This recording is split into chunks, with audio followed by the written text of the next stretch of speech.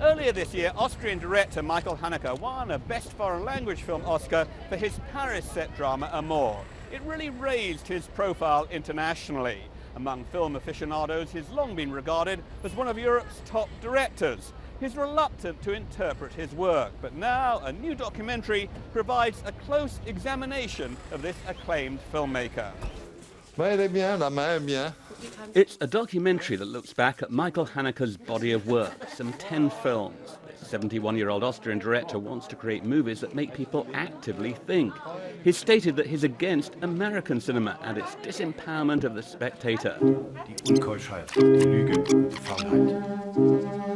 The themes he deals with have often been violent, bleak and disturbing, but to the French director of this documentary on Haneke, his films aren't that complicated. In fact, it's not so intellectual things, you know, it's not so philosophical or metaphysical. He is obsessed about things like everybody is obsessed. That's why I guess people really like his movies. The documentary director has been following Michael Haneke for 20 years, filming behind the scenes on the sets of most of his movies. Haneke does talk on camera in the documentary, but he doesn't really open up when it comes to discussing his life or analysing his movies. The documentary sometimes suffers a bit as a result. He don't want to interpret himself, his cinema. He says the audience have to interpret my movies. I'm not here for giving, you know, the way of interpreting these movies. You're quite close to Michael Haneke. Did you worry at any point that that closeness, that friendship might compromise your objectivity in putting this together?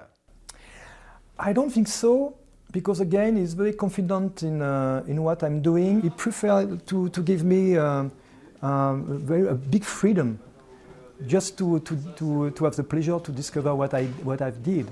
You know, just before working on this documentary, when I asked him if he will agree he will accept that I will do a portrait of him, he just said, "Okay, the only thing that I ask to you is surprise me."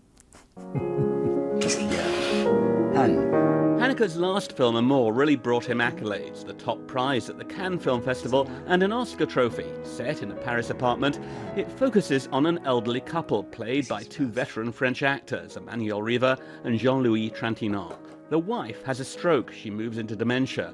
The husband stays loyal and loving. Difficult subject matter, but many found it inspiring. Some critics judged it to be an almost flawless movie.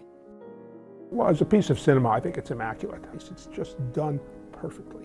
You know, it's a really, really good director working at the top of his game with great actors, great collaborators. You know, everything fell into place. The documentary director thinks winning an Oscar for Amour meant a lot to Haneke. He appreciates awards because I think he wasn't so confident at the very beginning of his career about the potential of his cinema to be universal.